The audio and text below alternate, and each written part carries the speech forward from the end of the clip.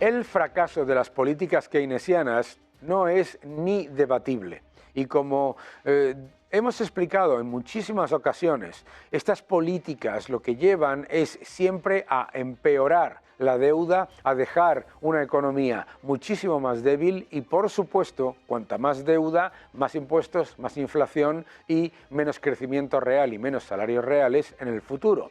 Vamos a ver unos cuantos gráficos que nos muestran el desastre absoluto de lo que se ha hecho en Estados Unidos. Bien, en el último análisis de la Oficina Presupuestaria del Congreso de Estados Unidos, las estimaciones de deuda, considerando, ojo a esto, que no va a haber ninguna recesión y que los ingresos fiscales van a estar a nivel récord hasta el año 2034, bien, pues en estas estimaciones el déficit fiscal de Estados Unidos se dispara de 1,9 billones de dólares a 2,8 billones de dólares. Es decir, con ingresos récord, sin recesión, con la economía creciendo al nivel del 2% anual, el problema de deuda de Estados Unidos será tan grande que aumentará la deuda, esto en las estimaciones de la Oficina del Congreso, que aumentará la deuda en prácticamente 22 billones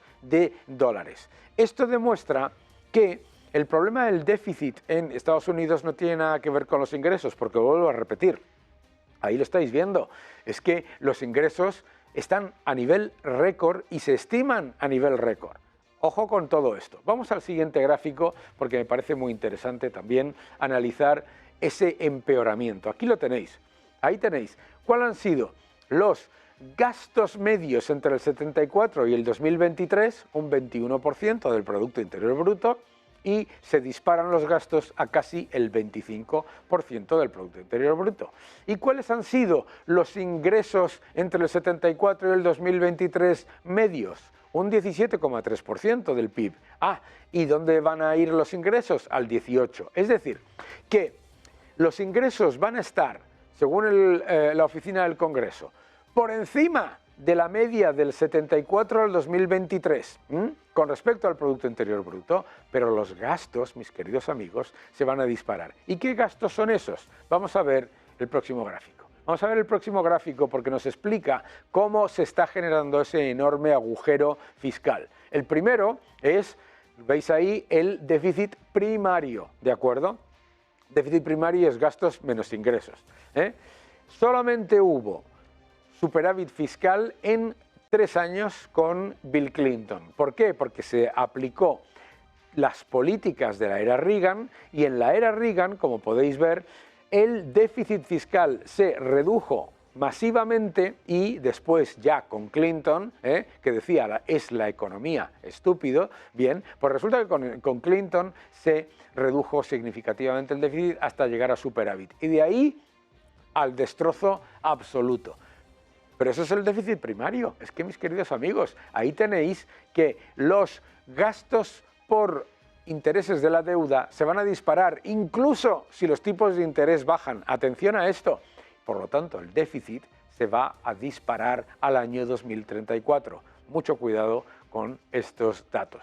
Vamos al siguiente gráfico que nos explica, claro, qué es lo que ocurre en un entorno en el que estás inflando el Producto Interior Bruto con deuda, le dices a los ciudadanos que la economía va fenomenal, el presidente Biden dice que la economía va estupendamente y aquí lo tenéis, el indicador de confianza del consumidor vuelve a caer. No solamente cae, sino que está a mínimos y muy por debajo de los niveles a los que estaba en el año 2019. ¡Ojo!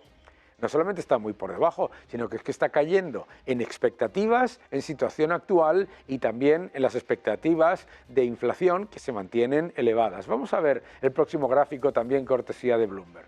En este gráfico cortesía de Bloomberg vemos que a pesar de todo, el dólar se mantiene fuerte, no solamente en el índice del dólar, que es la parte en blanco, que es fundamentalmente con respecto al yen y al euro, alrededor del 70%, sino también se ha fortalecido con respecto al resto de monedas con las que comercia. Es decir, el índice nominal de las monedas ajustadas por comercio, resulta que también se está fortaleciendo el dólar. Pero claro, el dólar se está fortaleciendo relativo a otras monedas que son mucho más débiles, pero está perdiendo poder adquisitivo con respecto a sí mismo. Inflación persistente. Vamos a ver el próximo gráfico. El próximo gráfico me parece absolutamente clave, que es el de lo que es el IPC de Estados Unidos. Una inflación que no solamente no se está reduciendo como se esperaba, sino que además se mantiene muy elevada. No solamente muy elevada desde un punto de vista de las expectativas de la Reserva Federal, sino muy elevada desde el punto de vista de lo que debería ser en una economía en la que se están tomando las medidas para reducirla. Vamos a ver qué es lo que está ocurriendo en el resto de los países, porque esto también es importante. Es importante, vamos al siguiente gráfico. En el siguiente gráfico lo podéis ver. Mirad, aquí tenéis en este gráfico lo que está pasando en la eurozona. Ha habido un pequeño rebote que se ha vuelto a disipar. Se ha vuelto a disipar y ya tenemos los indicadores, los PMIs, los índices de gestores de compras, cortesía de S&P Global. Aquí veis cómo han vuelto a caer ya a mínimos de 2 meses. Y esto es importante, ¿por qué? Porque nos estaban contando que íbamos a tener un fuerte rebote de la eurozona. Pues no está pasando. Vamos a ver qué es lo que pasa con el poster boy del keynesianismo. Atención, vamos a verlo. Aquí está Japón. Pues Japón ha rebotado ligeramente, pero solamente en lo que tiene que ver con el sector manufacturero. Atención, vamos al siguiente gráfico. En el siguiente gráfico tienes el sector de servicios a la porra. El sector de servicios a la porra. Y se ha ido a la porra, ¿por qué? Porque las políticas keynesianas no funcionan nunca, solamente dejan deuda, más impuestos, más inflación y más empobrecimiento de la gente, porque la realidad de la economía es que lo que estás constantemente es detrayendo de los que crean riqueza y de los que atraen empleo y de los que pueden ahorrar para aumentar el peso del gobierno. Por lo tanto, que no te engañen, el keynesianismo no funciona nunca.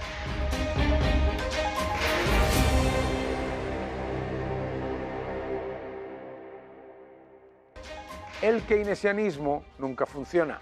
Y lo que ocurre siempre es que cuando llega alguien con las ideas de la libertad, como está ocurriendo en Argentina, se revela, se pone nervioso y se pone negativo con cualquier cosa. ¿Por qué? Porque el keynesianismo no busca el progreso, busca el control.